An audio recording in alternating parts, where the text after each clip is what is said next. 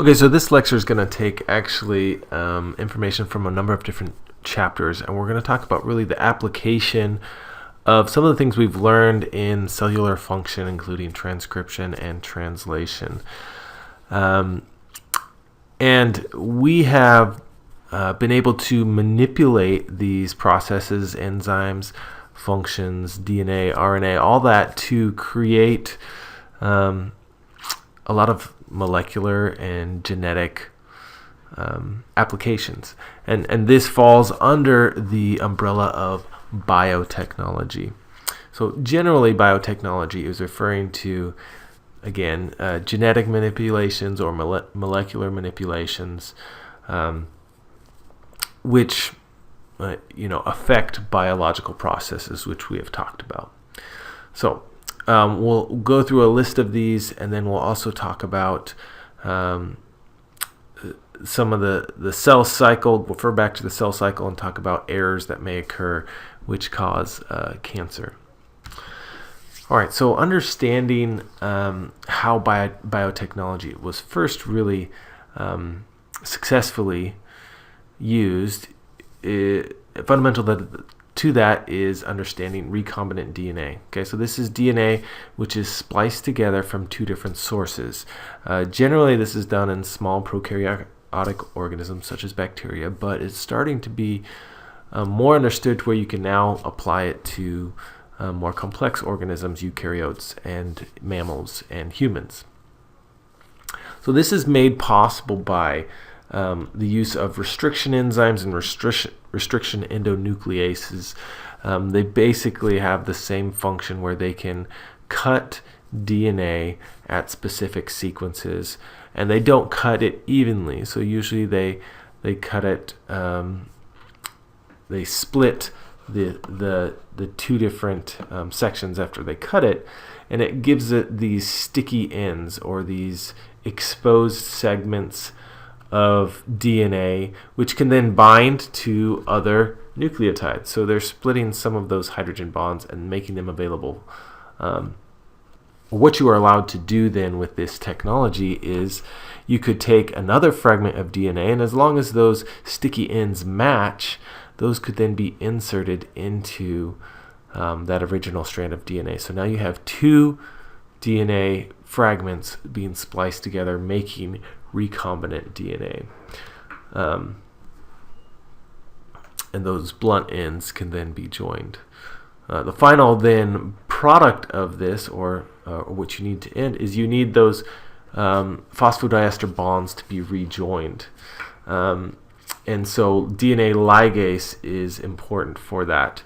This is the same enzyme which we talked about with DNA replication, where those Okazaki fragments needed to be the little nicks or phosphodiester bonds between those nucleotides needed to be reformed. DNA ligase does that. And so if you add DNA ligase to your recombinant DNA, you can then splice it together and make it into a whole DNA piece. Okay, so similar to that, but in a more this is a newer biotechnological method, is the CRISPR-Cas9 system. So CRISPR is a long acronym which I don't remember what it stands for, but it is the section of DNA in bacteria that are used to prevent infection by viruses. So bacteria use this system. And essentially what you have is the Cas9 protein. You can see that in this figure here. And it will cut DNA at a specific sequence. And the way it recognizes which sequence to cut is by using a RNA guide. And an RNA is gonna have a specific sequence which is going to match up with the DNA sequence. And so if you can manipulate this RNA sequence to target a specific gene, then you can cut out a specific gene. Okay, so let's say we wanted this gene for eye color. We know what the gene sequence is. We synthesize this RNA to complement that gene. It will then go find that DNA gene sequence in whatever cell you put it into, and it will cut it and remove it. And so now there is a gap in the gene, and you can do a couple things. You can either have that gene remain knocked out, and then figure out what the function of that gene was by looking at the function of the organism without the gene. Or you can insert a more functional gene. So let's say this gene was mutated. You could then insert a functional gene, and repair enzymes would insert a normal functional gene in there. So this is a mechanism by which you can edit genes, pull them out, and put new genes in. It's still in the research phase. It's not fully perfected. It has been done in mice, and is starting to be used in humans, in human applications as well. All right, so one of the ways you can then determine, what's going on with either a protein or a DNA and an RNA is by looking at fragments. And again, restriction endonucleases and enzymes can be used to cut DNA at specific sequences. Well, if a DNA is cut, then it's going to make fragments of different sizes, and you can then separate them by running an electric current through a gel. So if you fill these wells full of whatever restriction fragments you have made, you can then run a current through this agarose gel, and they will separate based on size or charge, and then you can see the different fragments and what happened. And we'll have an application of this in the worksheets which we work on in class. So negatively charged DNA, the more negative it is, the more attracted it's going to be to the positive end. Larger fragments move slower, smaller fragments move faster, and so then you can see the separation of fragments, which can then be visualized by using a fluorescent dye. Okay, so that's gel electrophoresis.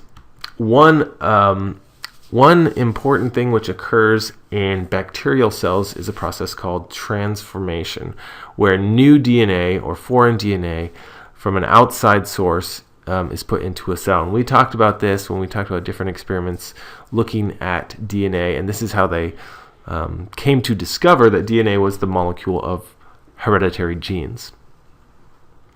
A lot of species do this, a lot of bacterial species. E. coli does not, but E. coli can be manipulated to do this artificially. So you can treat E. coli in different temperatures shifts, so make it hot and cold and hot and cold, and it will then take on a vector of new genes. And so then this makes a transgenic organism in the form of E. coli. Okay?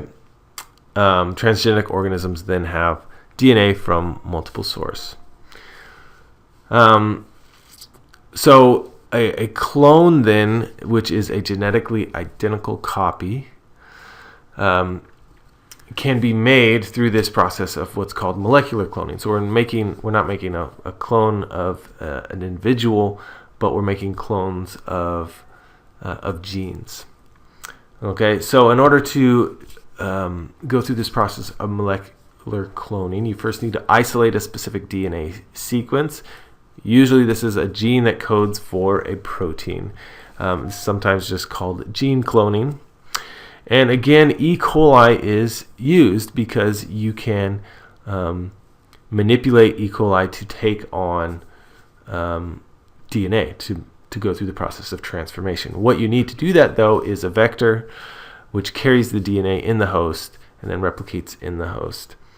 And then these host vector systems have particular uses, which we'll talk about in a second. So the type of vectors, there are different types of vectors, but the most simple one, most commonly used one, is called a plasmid. A plasmid is just like a very, very small chromosome. It's round, small piece of DNA. Generally will easily insert into a prokaryotic genome, prokaryotic gene, or it can just be replicated on its own, as long as it has these three components: an origin of replication, so that it has an origin of replication, a specific sequence recognized by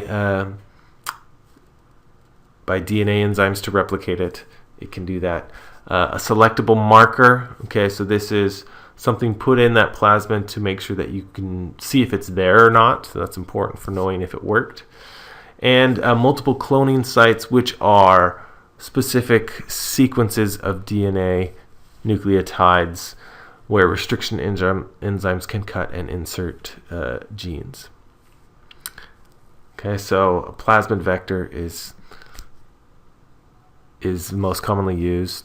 You can then treat the E. coli with temperature or electro shock methods to cause transformation to occur. And if you've manipulated this vector to have certain genes in it, you can do lots of things with it. And these have been applied in both medical and agricultural uses. So one of the things that has been done is to make human growth hormone or insulin, or also vaccines. Some of the problem has been purifying those desired proteins and separating them from the normal bacterial proteins, but it can be done. So you can produce insulin just by inserting the gene into the bacteria, and then it will start producing human proteins such as insulin and human growth hormone. Vaccines, so a subunit vaccine is where you take a gene that has part of a viral genome, such as cowpox. You infect it into a virus. Okay, so you have your vector there. And then you take that harmless virus and make it into a vaccine, insert it into a person, and that will invoke the immune response and create immunity for that person. Gene therapy then is another application where, like talking about the CRISPR-Cas9 system, where you can edit specific genes, pull them out, or correct them in some way to take a mutated gene into a normal gene. There are other systems besides the CRISPR-Cas9 system which this is being experimentally done, including using viruses. But there are a lot of ethical considerations, and it's been hard to find suitable tests which are going to secure the safety of the method before it is allowed to be done on a large scale. And so some of the tests, human trials, including on this severe combined immunodeficiency disease, they had a test where 15 children were treated successfully. They were able to have gene therapy which corrected this genetic disease. But on the other side, 3 of those children developed leukemia. So because you're dealing with genes, you can often actually invoke problems with gene replication, and that can sometimes lead to cancer, which is what leukemia is. Okay, on the flip side, the agricultural applications, there's a whole lot of less ethical considerations when you're dealing with plants than when you're trying to manipulate genes of humans. But they've been able to use a specific plasmid vector called TI, the tumor-inducing plasmid, and where they got this from was a bacteria called Agrobacterium tumefaciens. It actually naturally will insert this plasmid into plants, and the plants will then release nutrients that the bacteria can use to grow. So we noticed this, or somebody discovered this, and then thought, well, what if you could manipulate the vector, manipulate the plasmid to have something that you wanted to be put into that plant. Okay, and so they've used this system to insert genes into different types of plants. And it doesn't work on all plants, but on the broadleaf plants that it works on, it has done a number of things, including Roundup ready plants. So Monsanto is the company that holds the patent for this. But what they do, Roundup is the herbicide glyphosate, which kills most plants. But they've been able to create they discovered a gene from bacteria which were resistant to the glyphosate. And then they were able to isolate that gene and insert it into plants to make glyphosate-resistant plants. And so if you have these plants as corn or whatever crop you want, you can spray the whole plant with Roundup and it'll kill everything except for your corn because it has that gene in there. You can also insert insecticides. So there's a Bt toxin taken from another bacteria, Bacillus thuringiensis, and insert that into plants such as maize or corn crops. And it will produce this natural insecticide that will prevent insects from eating it. And then you can make stacked crops. So you can put multiple genes in there. If you put both glyphosate resistant and Bt producing genes into the same plant, now you can spray it with Roundup and that won't kill it, and it naturally produces an insecticide. And so you can spend a lot less money trying to get rid of pests and make a lot more yield for your crop. Another interesting thing you can do is add genes that will produce a desirable product, such as beta-carotene, which helps with the increase of vitamin A in the body. And this has been done with rice, and you couldn't use traditional methods to do this because no known rice cultivar has shown to be able to produce beta-carotene. But they were able to make this golden rice variety which had this gene inserted into it, which now then produces beta-carotene. So you can fortify then rice using these gene therapies. There is also this concept of using marker-assisted breeding. Basically what you're doing is using traditional methods where you're selecting for resistant or hardy or high yield producing crops, and also using gene manipulation to increase the yield. This uses also some DNA screening, so you can find specific genes, you can screen for those genes, you can then propagate those plants that have those genes that are desirable and raise those and create a seed variety that you could then sell to farmers, right? So with all of this, I said there weren't very many bioethical considerations, but there does seem to be some backlash in what's called genetically modified organisms. So all of these things I talked about were genetically modified. There is some consumer, backlash to this. There doesn't seem to be any research which shows that GMOs are bad for human health, since you are just manipulating the genes, and genes, when you eat something, all the DNA gets broken down in your stomach anyway. But part of the argument is, well, we don't know what's going to happen if we keep on manipulating more and more of these crops and their DNA. What sort of long-term health effects can we expect from that? And yes, we don't know, but there's no evidence to suggest that there is something significant to that. So, but that is in the news. That is something people want to label genetically modified organisms at the grocery store, and currently in the U.S. they are not labeled. All right, so finally, a subset we've kind of talked about before is biofarming, using transgenic plants to produce pharmaceuticals, human serum albumin. Okay, this is important for blood function as a protein found in blood. Has been genetically engineered in tobacco and potato plants. There's also more subunit vaccines against Norwalk and rabies viruses, and recombinant monoclonal antibodies against tooth decay causing bacteria. So even you could even take some sort of food that prevents cavities based on this genetic manipulation.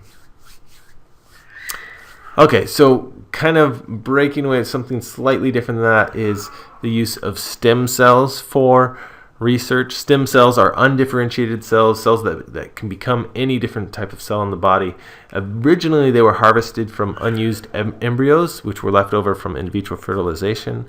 But recently, within the past 10 years or so, you can actually take somatic cells, treat them with specific chemicals, and grow them in vitro in a test tube or in a culture, and make them become stem cells. And these are called induced pluripotent stem cells. And so this avoids some of the ethical controversy surrounding using unused embryos. This is a very powerful tool for disease, has a lot of potential. Not a lot has been done so far, but the idea is that you could take your own skin cells or whatever somatic cell, induce it to become a stem cell, and then grow that stem cell into whatever type of cell you needed. So if you needed healthy young liver cells, you could produce liver cells. You could produce heart cells, and other medical applications, including drug testing. So if you can grow liver cells in vitro, you can then test medicines on how efficient they are in treating whatever liver diseases you may be treating with those pharmaceuticals. Okay, so finally we're going to switch gears and talk about the cell cycle and cancer. So if you remember the cell cycle, we've got the G1, S, and G2 phase of interphase, and then the M phase, which is mitosis, right? Well, this current cell cycle has two irreversible points at which once they go in this direction, they can't turn back and go back. The first one is the replication of genetic material, which occurs in S phase, and the second one is the separation of sister chromatids, which occurs in mitosis. After you complete those, the cell is going to then go into the complete cell cycle. So the cell cycle, however, can be put on hold at certain checkpoints to determine if it wants to continue or not. And so three of those are the G1 checkpoint, where it decides to divide or not, the G2 checkpoint, where it assesses the success of DNA replication. So this is going to occur after S phase and G2 phase. And then finally the M checkpoint, where chromosomes attach to the spindle.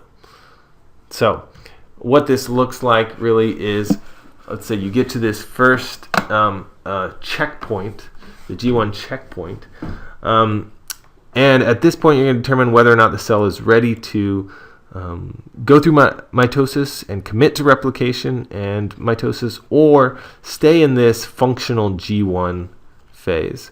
So most of your cells get to this point and then say, I'm still trying to function as a liver cell. There's no need for me to divide, and so I'm going to stay in this GO phase, including like all your nervous cells. Those are, constantly in this GO phase. They aren't going to split. They are permanent in your body, your muscle cells as well. But for other cells, such as your skin cell, that may get to this point and think, all right, well, I'm running out of skin cells. I need to make more, so it's going to go on then to the next stage. So we'll go through S phase, go through G2 phase, and then at the G2 checkpoint, it's going to check and make sure that the chromosomes duplicated properly, and then continue on to the last point, the M checkpoint, and that's going to check and make sure that the spindle apparatus has attached. And as long as everything is okay, it'll continue If something isn't okay, then it may go through cell death and program itself, or make corrections or whatever it needs to. But generally, it'll just die if something went wrong. Okay, so some things that affect then the growth and the progression of the cell in the cell cycle include growth factors. So these are specific proteins, chemical signals, which trigger those intracellular signaling systems, whether to produce more protein or to move on to the S phase and so on and so forth. One of them, or the first discovered growth factor, is platelet-derived growth factor. So this is taken actually from platelets, which are little pieces of your found in your blood, which control blood clotting. And what growth factors can do is override those inhibitory cellular controls and cause the cell to grow and divide.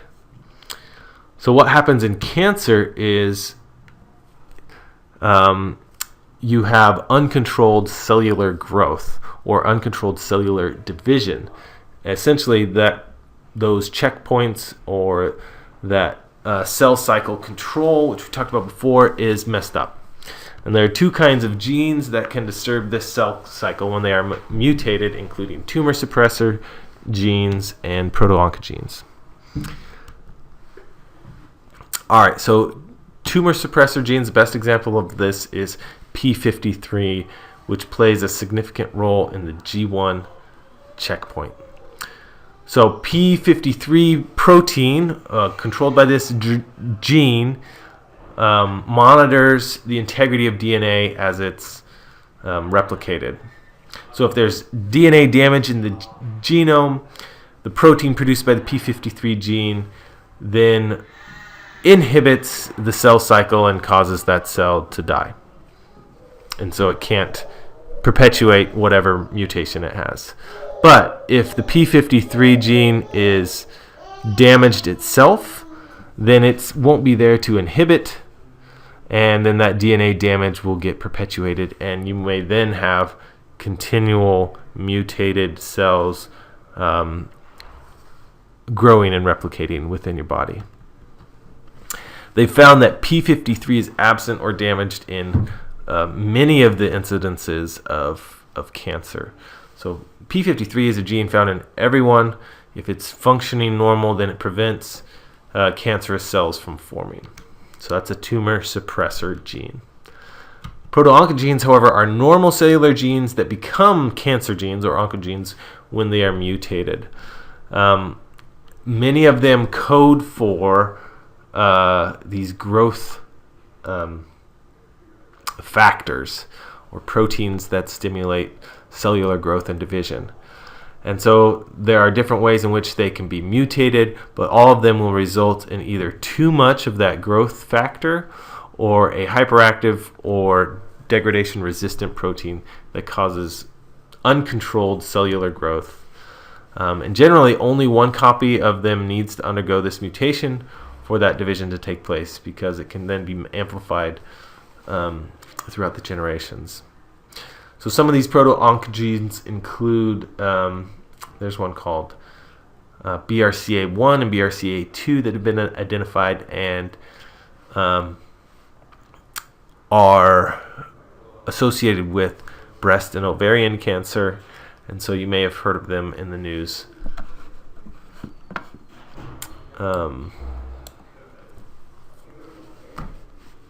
And that is all we have for biotechnology.